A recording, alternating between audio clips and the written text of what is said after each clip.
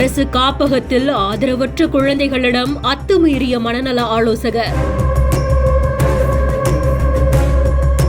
Double meaning, தவறான பார்வை. பெண் குழந்தைகளின் புகாரால் அதிரடி நடவடிக்கை எடுத்த மாவட்ட ஆட்சியர். அன்னை சத்யா குழந்தைகள் இல்லத்துல ஆற்றுப்படுத்தினரா 2 ஆண்கள் இருந்திருந்தாங்க. ஆண் ஆற்றுப்படுத்தினர் கேட்ட கேள்வி அந்த குழந்தைகளுக்கு அசௌகரியமா இருந்த மாதிரியோ, அவர் பார்க்கிற பார்வை எங்களுக்கு சரியா இல்லை அப்படின்ற மாதிரியும் ஒரு 5 குழந்தைகள் நம்மளுக்கு கம்ப்ளைண்ட் கொடுத்துருந்தாங்க.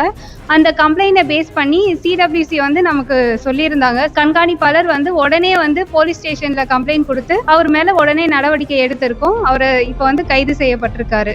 நாகப்பட்டினம் சாமந்தான்பேட்டையில அரசு ஆதரவற்ற குழந்தைகள் காப்பகம் ஒன்று செயல்பட்டு இருக்கு.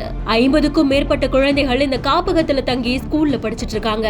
குழந்தைகள் சில நேரத்துல மாயமாகறதும் மீட்கப்படுறதுமா இருந்ததுனால அந்த குழந்தைகளுக்கு மனநல ஆலோசனை வழங்குறதுக்காக 5 வருஷத்துக்கு முன்னாடி மனநல ஆலோசகரான சத்யபிரகாஷ் அப்படின்றவங்க நியமிக்கப்பட்டிருந்திருக்காங்க. 2 ஆண் மனநல ஆலோசகர், ஒரு பெண் மனநல ஆலோசகர்னு 3 பேர் அந்த அரசு காப்பகத்துல பணி செஞ்சுட்டு இருந்திருக்காங்க.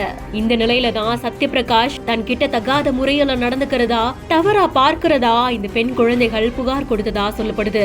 இது தொடர்ந்து மாவட்ட நிர்வாகம் உடனடியா குற்றம் சாட்டப்பட்ட அந்த நபரை FIR ஃபைல் பண்ணி கைது செய்து சிறையில் அடைச்சிருக்காங்க. இந்த 5 குழந்தைகளுக்கு மட்டும்தான் பாலியல் தொல்லை கொடுக்கப்பட்டிருக்கா இல்ல மற்ற குழந்தைகளுக்கும் கொடுக்கப்பட்டிருக்கான்ற நோக்கில விசாரணையும் நடவடிக்கையும் மேற்கொள்ளப்பட்டு இருக்கு.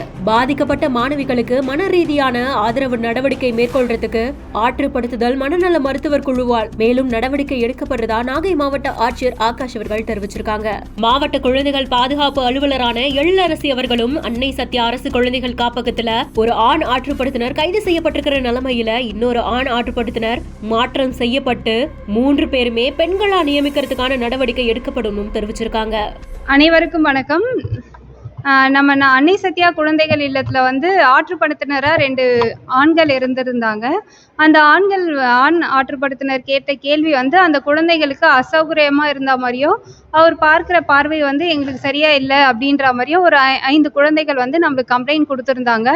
அந்த கம்ப்ளைண்ட்டை பேஸ் பண்ணி சிடபிள்யூசி நமக்கு சொல்லியிருந்தாங்க. சிடபிள்யூசிலே இன்ஃபார்ம் பண்ணியிருந்ததுனால சிடபிள்யூசி சொன்னதுனால சிடபிள்யூசி அன்னை சத்யா கண்காணிப்பாளருக்கு சொல்லியிருக்காங்க.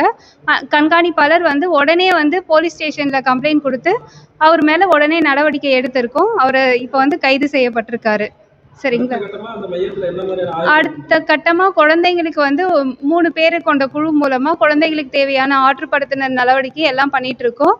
அது இல்லாம அந்த ஆண் ஆற்றுப்படுத்தினர் இருக்கிறத எல்லாமே நீக்கிட்டு எல்லாமே பெண்களா மாத்துறதுக்கான நடவடிக்கை எடுத்துட்டு இருக்கோம்.